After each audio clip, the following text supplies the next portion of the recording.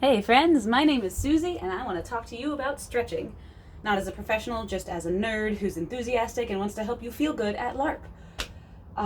There are three approaches. The first is the most intense but most efficient, is just doing a full body total calisthenics routine to get your heart rate up, get ready to move. I'm not going to do that one in this video. The two other approaches are dynamic stretching, which is moving, and static stretching, which is holding. I like to do both of those, and if I only have a little bit of time, I just do the dynamic part.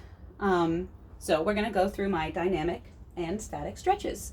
The areas of focus are first getting your blood flowing and heart rate up a little bit, and then we hit shoulders, legs, hips, back, and wrists. So to start, dynamically, I do arm circles. Use this grip, flex your hands, called hitchhiker's grip. It gets synovial fluid, apparently, more flowing in your joints. I learned it from P90X. Thumbs forward, arm circles are big and mostly behind you. You'll feel it in your chest and shoulders to warm up, and then switch, keep the same grip, backwards. 15 seconds each, all you need, just when you start feeling warm, then you know you're good. Same grip, squeeze it, flex it, and put it at your temples. Work on the range of motion in your shoulders. We use our shoulders, elbows, and wrists a lot for wrap shots. Warm them up. But you also use your legs for footwork, so let's go there. Dynamically, I like to do a pull-pull, which activates and then elongates the muscle. I do the front of my hips, hip flexor up here, and then I switch to pigeon on the side, for IT band on the outside. This is also great for core balance work. You're gonna get your whole body engaged as you go back and forth, pulling on these muscles. And then I'll do quads, pull. As long as you keep your knees close together, you can pull one knee past the other. Pull, activate, elongate. Just don't let them flare out funny. Stay close together, engage, good balance, pull. Now your quads are awake and your hips are awake. I like to do 3 big full body reaches after that. Taking my time, taking some breaths. All the way down to the ground will hit your calves well. And then if you rock your pelvis differently and come up to flat back, you'll feel it up here in your hamstrings. So you'll get your whole back of your legs. Get your breath involved. Please breathe while you stretch. 3 times in a row. Take a moment to be mindful of the present. Take a moment to say a prayer, whatever it is you do to get your heart and mind involved, because mental health is arguably more important than physical capabilities in regards to fitness. So take care of your brain as well. That's what those 3 do for me. They put me in a good place. Then I roll my wrists. Gotta wake up the wrists for buffering. Do figure 8s. If I had my blades with me, my buffers, I might even hold one and try to cut it as close to my body as possible with a firm grip on the hilt, so I'm not cheating the range of motion I'm trying to achieve through my wrists in this warm-up. Both sides. Florentine is the best style, find me.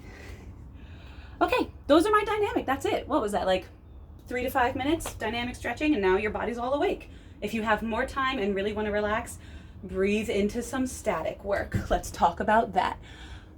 I get down on the ground and work on my legs more. I start with pigeon, which is this setup, 90 up here, 90 back there. You want to take the center of your body over your leg. Inhale and exhale as you go into the stretch. If you want to intensify it, straighten out your back leg.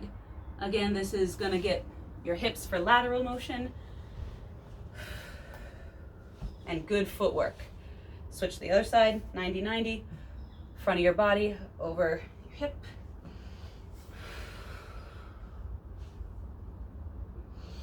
Keep breathing. Do a few deep breaths in each of these poses. Might be longer than what I'm showing you here.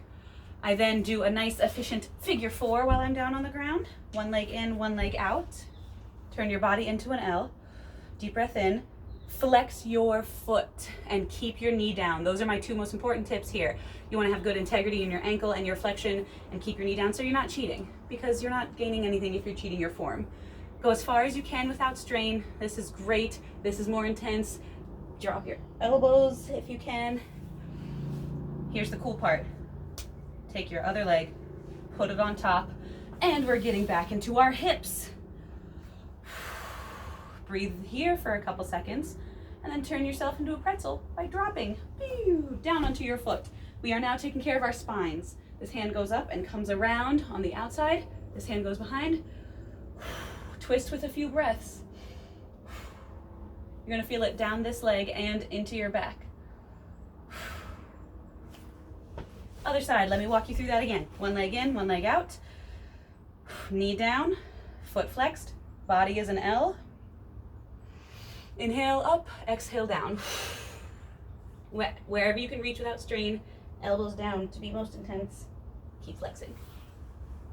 Here's the fancy twist. This one goes on top, it comes up. We are in hip and glute area now. Again, and then kaboom. Here's your fancy twist. Your outside arm goes up and comes across your body. This hand can just stay at your lumbar spine. And you do your twist. Breathe into those. Once I am on the ground like this, I do another spinal twist because I need to free up my ankles to roll.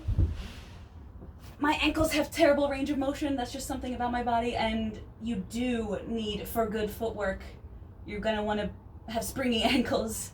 So roll them to wake them up if they are stiff. I will do my spinal twist after I wake up my ankles. Deep breath in, exhale to allow your body to relax and increase this stretch, dropping your arm as much as you can. Switch. One leg out, one leg in. Roll your ankles to wake them up. Get all those good parts of your hip and your spine. Look the other way. Get a crack in.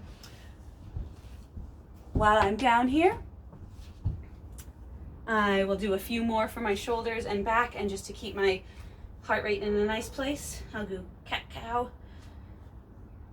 Pushing up through my shoulders keeps them warming up, and then dropping my back, butt in the sky, looking up. I have lower back hyperflexibility, so this cat pose is particularly good for me to engage my core and rock my pelvis under, to get good shape in my back so it doesn't get thrown out later. Up and down.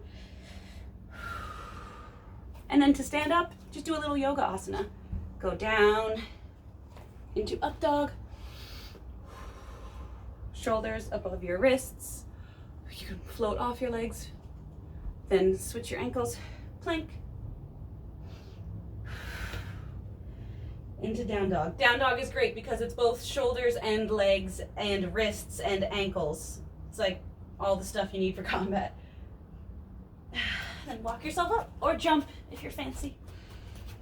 And now you're standing up again.